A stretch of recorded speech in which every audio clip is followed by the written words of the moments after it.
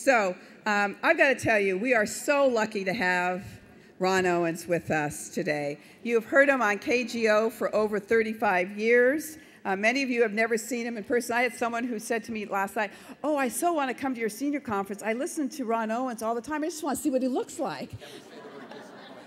No. So he has really been the voice of reason on Radio Talk for, as I said, some 35 years. And we have the great pleasure of having him here this afternoon with us. And Ron is here under some pretty impressive circumstances. And I don't know, do you want to talk about it right to begin with? I'll explain the whole thing. Sure. All right. Okay, Ron, why don't you explain why you brought your little knapsack up Why here I've got with this lovely, this is a lovely thing. If I can auction it later if anybody's interested in it. Rather interesting story. I have a bad back. I know nobody here has a bad back. It's something nobody can really understand. So anyway, yeah, I have a friend who's an orthopedic surgeon, and for years, we've been very, very good friends. And he's helped me with my back in every way he could. Well, turns out a couple of weeks ago, on a Sunday, I just absolutely, you get to that point where you can't even walk. I mean, you're on the floor, you can't get up, type of thing. So I called him up and I said, Vic, there's something wrong. Can you just shoot me up? Sure. So I wind up going to St. Francis Hospital at 6:40 in the morning, and he gives me a couple of shots. I feel a little better. So Tuesday's fine, and I do the show. And Wednesday, I wake up, and again, I cannot move. So I call Vic, I say, what's the story? He says, you know, I want you to come, do me a favor. I want to admit you in the hospital. There's something wrong. Had I not had the bad back, I literally would be dead today. What happened is, it took them a day and a half, and there were 5 doctors working on it, and they found that I had sepsis, and it's called endocarditis, endocarditis and sepsis, and all my blood cells were positive. That's not good. And bottom line is, once they found out, they shot me with some mega kind of antibiotic, and then from now up until November 10th, not that I'm counting the days, I've got to wear this all the time. It's like 24/7 I've got to wear it. And it's penicillin that's being pumped in me as we talk. So if anybody really wants to have some fun, on the way out, if you just cut the little thing that's giving the penicillin, I can probably die right in front of you, if you'd like. I'll do my best not to, but I could. Now, isn't it pretty phenomenal that I'm alive. That what you're dealing with right now, that you made it here. Everyone, would you please say thank you to Ronn Owens for coming? The whole, one last thing, and then I'm done with the medical stuff, but the whole thing, what makes it so unbelievable is apparently the symptoms of what I have are like flu symptoms. So if you have flu symptoms, you're not about to go to the hospital. It was just pure dumb luck that I went in and they found it, and now I'm done medical. Go Giants. Next. Go Giants. So tell us, Ron, why are you wearing that shirt? Gee, I have no idea. I have been to a lot of Giants games. In fact, this one cost me two games. I was going to go to the first couple, but that's okay. Television, they won. I love the team. I love going to AT&T Park. I am a solid Giants fan. And, you know, I've got tomorrow and Sunday blocked out. Don't go near me. TV time. So I told everyone earlier this morning when I had this jacket on that... yeah, I like that. You like this jacket? I do, yes. Very much. So this jacket I have worn, I wore during the playoffs in 2010. I wore orange and black for all of the playoffs and all of the World Series. Right. And I feel that I have contributed to their success. You have. I think there's absolutely no question about that. So I'm now wearing orange and black again, but I'm sick of it. In a good way. No. In a good way. In a good way. Like, as a listener once pointed out, just remember, even tigers are black and orange. So. All right, so let's get on with the questions. Start thinking of the questions you want to ask Ron, and I'm just going to start it off. So 35 years in the business. Actually, a lot more. 35 years at KGO. 38. 38 But who's counting? 38 years at KGO. 38 years, yeah. So who is the most fascinating person you ever interviewed? Fascinating? The single most? Yeah, Burt Reynolds, right. Probably Archbishop Tutu when I interviewed him in South Africa. That was only because it was just so major and so eventful, and that probably sticks in my mind more than other. There's a guy I interviewed at the very, very, very beginning of my 45-year career named Simon Wiesenthal, and he was a man who just spent his life finding Nazis, and I worship this guy. So those are fascinating people. Therefore, I won't put Burt Reynolds in that category. So since you've been doing this so long, is it easier or harder to prepare for? Easier. Easier. Yeah, I mean, honestly, sure. You do anything for a long period of time, you learn how to not so much cut corners, but you know the easy way to get from A to B, B to C, you know, that type of thing. So yeah, it is easier. It's a different world, though. Prepping is totally different from what it used to be. So tell us how you prepare. I used to be total, obviously, newspapers. Every day I would get newspapers, and I would subscribe to papers that nobody else would do. As a consequence, I could ask questions because people hadn't read them in the papers. Well, now you got the internet. And with the internet, anybody can find out anything at any given time. So it's a little bit harder to dig because my whole thing is to try and come up with some ideas that other talk show hosts haven't talked about or that people haven't really thought about.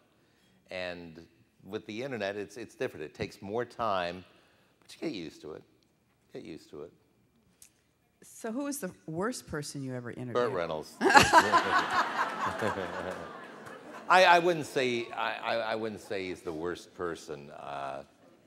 Kind of a horrible human being, but he was a disappointment. Burt Reynolds, for those who don't know, and there are a lot of people who wouldn't because it was years ago, but Burt Reynolds allegedly wrote his autobiography. And this is when he had been married to Lonnie Anderson. She was on, I think, WKRP, if I'm not mistaken. And they had gotten divorced. And the first 20 pages of his book, he's just dumping on her. And so the first question I ask has to do with that, and he looks a little not pleased with it, but he answers the question. I ask him a second question. Now he's starting to look angry. And I always liked Burt Reynolds, a good actor and all that. I asked him a third question about the divorce, and he got pissed, and he started yelling on the air. And so I'm thinking, this is not good. So I go to a commercial, and I look at him across the table, and I look at him and I say, Burt, that anger you just displayed, was that for show or was that real? And he walks around, goes right into my face and says, does this look like it's for fun, punk? So now I'm thinking, what am I going to do? I mean, the moment he got up and was walking towards me, I'm thinking the guy's going to belt me, and I'm going to be on the cover of the National Enquirer, and that's good publicity. But let's put it this way.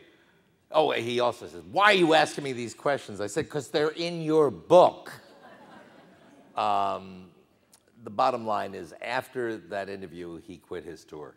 And I guess he was a little bit depressed or something like that, but he just gave up the whole tour. And the next day I came in and, there's Access Hollywood and all this. For one day I was this guy who's like on all these entertainment shows. It was kind of fun. It was kind of fun. And I also have, my favorite of it is, I have that story in a Vietnamese newspaper. Where you can't read a thing except Ronn Owens. Yeah. So you've no doubt interviewed presidential candidates. Mm-hmm. Are they all the same? No. Oh, no, not at all. Very different. Democrats and Republicans are very different in many, many ways. I'm going to offend people with a lot of what I'm going to say. It's okay. I think that overall Republicans have better senses of humor. I think that the way I like, it's not that I like to describe it, but I mean in an over-encompassing way. a Democrat and a Republican are walking into, let's say, the House. And how do I say this with you next to me? I'm not supposed to say this stuff. You know, I'm not, well, anyway. All right, so the Republican will walk and see a guy who's panhandling on the street. And the Republican will take $1 and give it to him. And then he'll go to the floor of Congress and vote against a welfare bill. A Democrat will vote for the welfare bill, but won't take out the single dollar to give to him. I find that Democrats in general care more about groups and Republicans more about individuals. That's a very over-encompassing point, but in terms of differences, I found that to be the case. So, now, don't you wish you hadn't invited me? Let me inject one thing. I have, over the years, obviously interviewed every congressperson in the Bay Area, but a lot of people in politics, and there are certain ones that I attach myself to. My heroine had been Ellen Tauscher. Still, I love Ellen Tauscher. She's a wonderful woman, and I always used to call her Congresswoman Me, because 95% of the time, she and I tended to agree on issues. Ellen took a very important post in Washington involving nuclear weaponry and the like, and the woman next to me, Jackie Speier, is she's my Congresswoman Me in many ways. She looks at things the way I look at things. She doesn't come in with some chip on her shoulder. She doesn't come in saying, I know everything. She listens. You're a wonderful congressperson, and people in your district are very lucky to have you. Thank you, Ron. And to quote John Sununu, yes, that is an endorsement. So when we look at the state of the country, I had a question just now about the fiscal cliff and sequestration. What do you think? I found it rather strange that President Obama just said, you know, it's going to be done. It's going to be done. Don't worry about it. I hope he's right. I hope he's right, because the idea of a just a meat cleaver approach to the budget is frightening to me. You cannot take every department and say they're all going to cut by the same amount of money. That's ridiculous. I think the Republicans obviously are waiting out the election, as are the Democrats. And I hope the president is right, because sequestration, I think, would be bad for everybody. But he seemed very confident. He just kind of dismissed it. It's going to happen. What do you think? You're involved in it. I actually am not as optimistic about a resolution before the end of the year. Well, the president never explained why he was, but you heard or saw him say that, and it was just kind of like it's going to happen. So the majority leader of the Senate's chief of staff was on a panel with me earlier this week, and their answer is do away with the Bush tax cuts for those making over $250,000 a year, and over the course of 10 years, it will generate $960 billion, which is very close to the $1.1 trillion. And they have no interest in doing anything else, and they are going to basically let it go off the cliff. And he was pretty convinced that that's what was going to happen. Well, first of all, this you said was the Senate. I'm going to presume that the Senate will remain Democratic, and if that's the case, you know, at least there's a buffer, number one. Number two, in the process of the election, I have noticed in the last couple of weeks there are some Republican candidates who actually are willing to talk. And now maybe they're just getting media attention, but I've noticed a few that are willing to talk, and it's my fervent hope that the people who get in this next Congress are more open to discussion. You're closer to it, obviously, than I am. But I think people are starting to just kind of wake up to this idea that sending a person to Washington to just chop everything and say no to everything and just totally be loyal to President Grover Norquist, that's not going to make it, that's not going to work. You got to put the country first, and if you do, that's it. I mean, I'll give you one thing. You're talking about the tax cuts for people making over 250. I've been working in this city for a long time, or in this area for a long time, and I'm fortunate to say I make a lot over 250, and I'm more than willing to give my share. I think that that's an important thing. I think we have to get together as a country. So to that point, we have the lowest tax rates in this country now since 1950, since the Eisenhower administration. So when Ronald Reagan, I think, became president, I think the tax rate was close to 70%. Might even been higher. Wasn't than it that. at one point, I forget if it was Eisenhower or Kennedy, but wasn't it close to 90%? It was, I think, Yeah. at one point. Yeah. So Before my time. One more question from me, and then we'll start Believe taking that. questions from everyone else. There's a lot of things happening in your industry that aren't seen by the listeners. Yeah. That should be somewhat alarming. Yeah. Could you talk about it a little bit? Yeah. It's the one thing that I will never forgive former President Clinton for, and I loved Clinton. I loved Clinton, but he signed a bill which your colleague and friend Anna Eshoo begged him not to sign. And it was a bill that changed the law in terms of who can own radio stations and television stations. It used to be that a company could own one radio station and one television station in a community, in a city. That provided competition. That enabled somebody like me looking to get the next contract to have some leverage. It opened up the band and people could hear literally everything.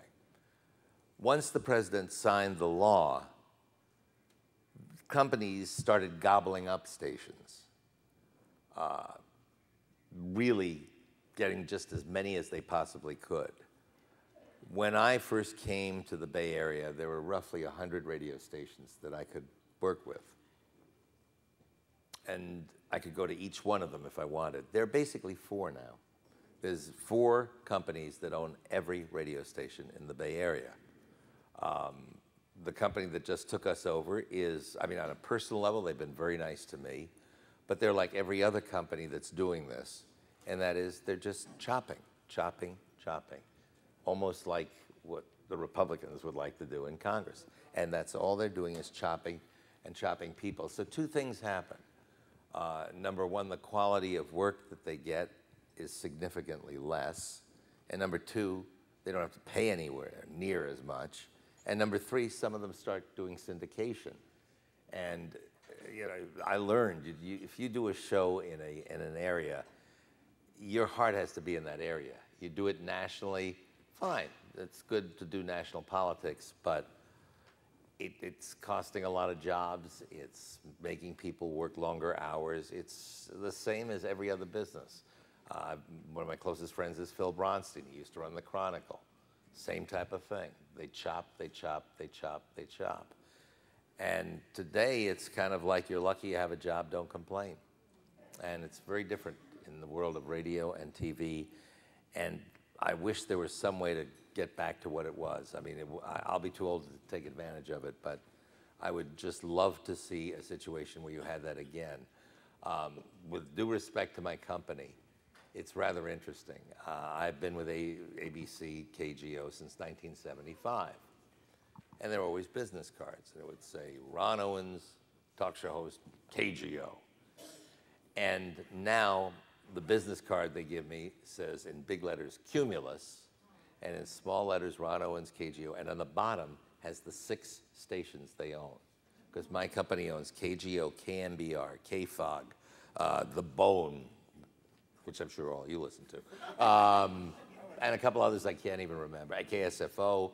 And it's not that they're bad people, but they're not radio people. And the same thing's happening in the world of television. And it's sad. It's not good. All right. How about questions from all of you? Okay, there are none. I'll go home. No. They're just warming up. They'll have lots. Can't believe this crowd. Where was I going? I have had the privilege of listening to you for many years, and one of the best things that you do that I really like is, I think it's called Bad Joke Friday. Yeah, it's the R&B joke hour. Okay, you've had the privilege of interviewing a lot of comedians, Is there a comedic lady who really cracks you up? A comedic that really cracks me up. Sarah Silverman does. I know she's not popular in a lot of ways, but Sarah Silverman probably makes me laugh more than others. Ellen DeGeneres, when she used to do her stand-up, I really, really liked. In fact, Ellen DeGeneres got started in the business by, it was the San Francisco Comedy Club or whatever the award thing was. They'd just gotten it together. And I was one of like 6 judges, and she really impressed me. And I said, Ellen DeGeneres, she's the winner. And she came in second to a guy named Tree. Now, Tree is probably homeless, and Ellen is very, very happy. But no, Ellen DeGeneres very much makes me laugh. Those are the 2 that instantly come to mind. If you talk male comedians, there are just a few anyway. Dave Chappelle makes me laugh. That's only one. No. There are quite a few. Kopi makes me laugh. Kopi is a very, very funny guy. And his play, which is not funny, but is really very good, is still in San Francisco. All right, next question. Nobody like Lucy Ricardo? All right, other questions? Yes, over here. Somebody embarrassed me. Go ahead.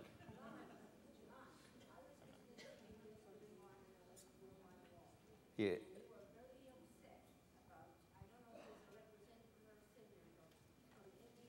Oh, yeah.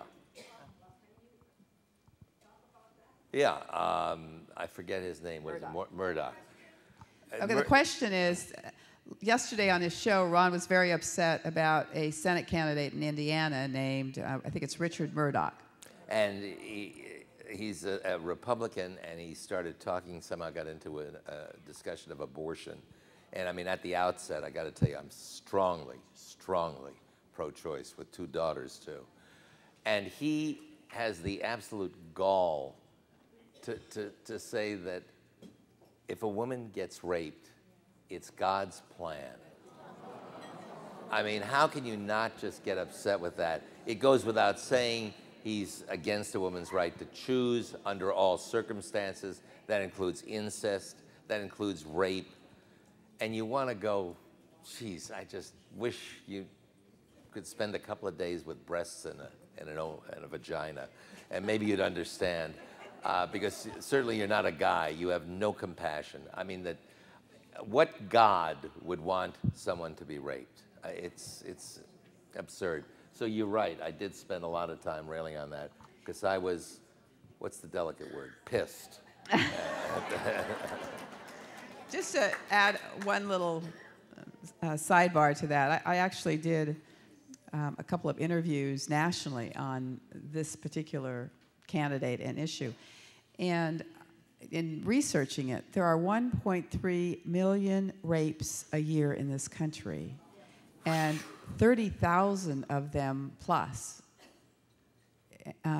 are pregnancies as a result of those rapes.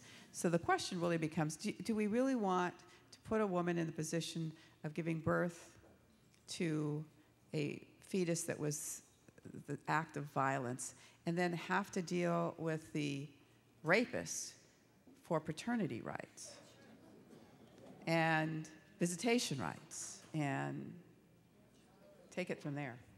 There's nowhere to take it. I'm just too strongly pro-choice. All right, other questions? Yes. Pardon me? Oh, that was Aiken.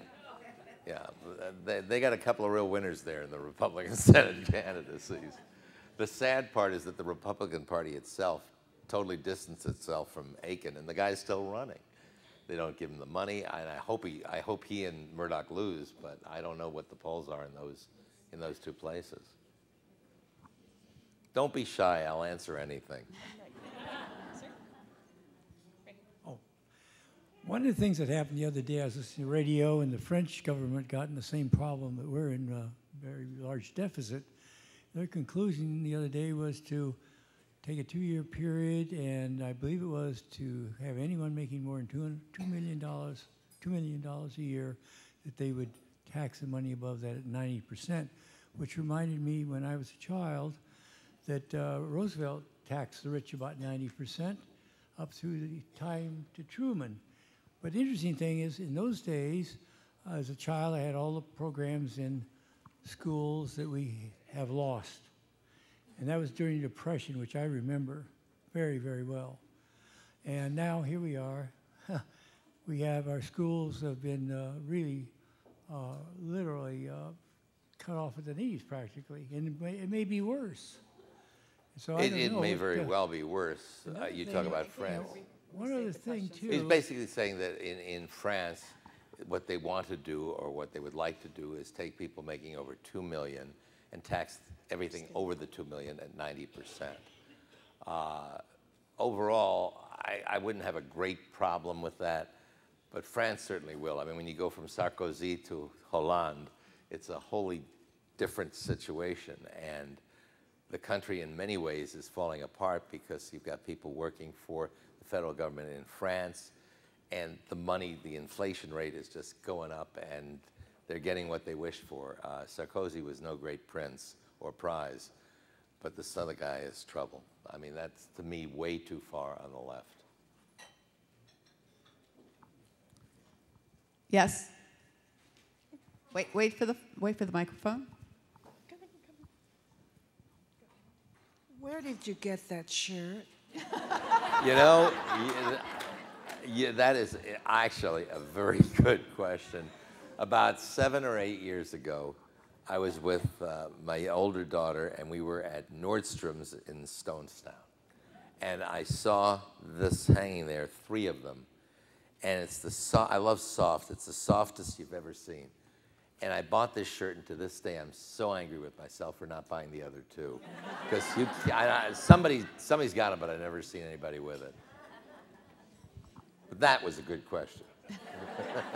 So what do you do in your free time? What do I do in my free time?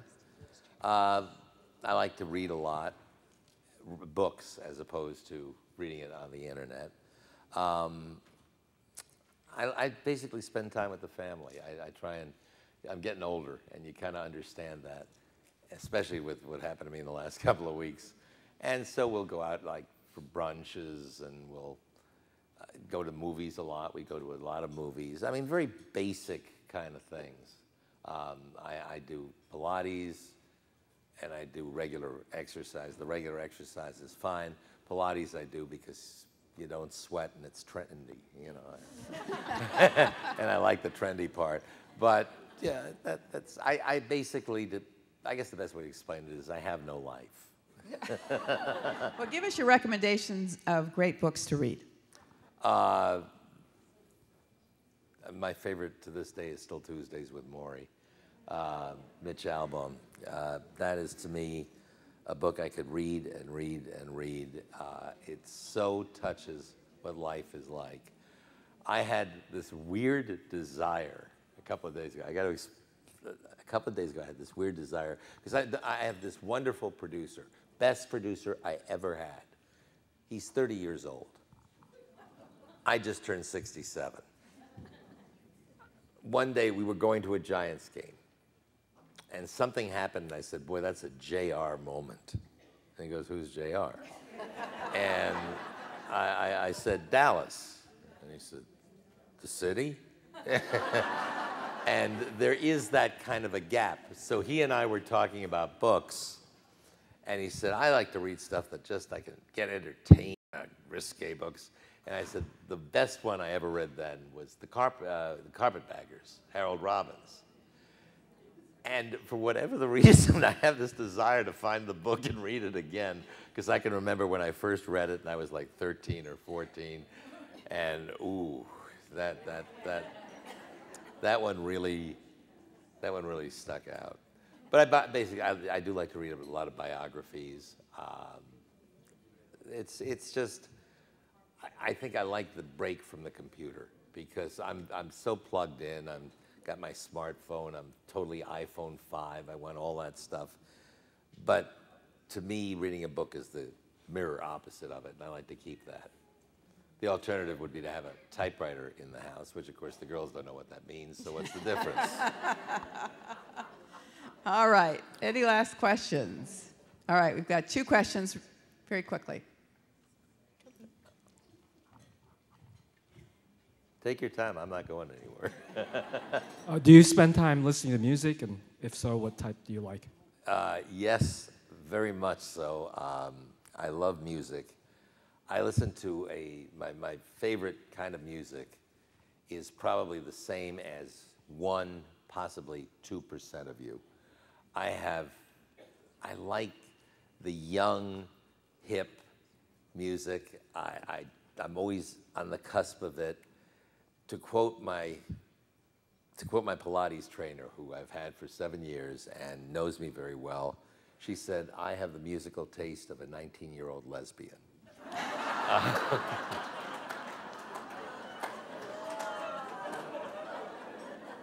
Whatever that means. Well, it's a lot. It's got hip hop in it. It's got some rap.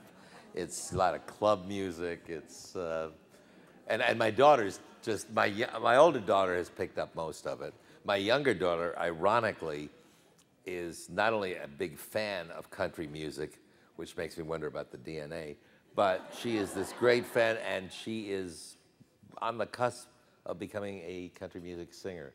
She has written songs, and she is in the midst of mastering this first song, and I got to tell you, it's phenomenal. It's so catchy, because the only help I could give her is, I don't know necessarily what's good music, but I do know what's commercial. And this song that she wrote is commercial. So cross your fingers. All right, there was one more question here. I think you had already asked one, right? No? Okay. All right, you and then the lady first. Ladies first. Unless you're Murdoch. How old are your daughters? My daughters are 22 and 24. As I said, the younger one is very much into country music and horses, which have enabled me to go broke, pretty much.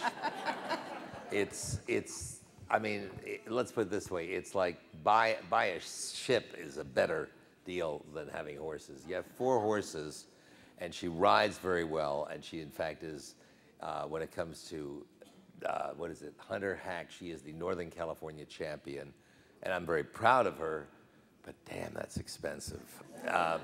My older daughter is starting to make it on her own. She's in advertising and loving every minute of it. Okay, one last question. You in a rush?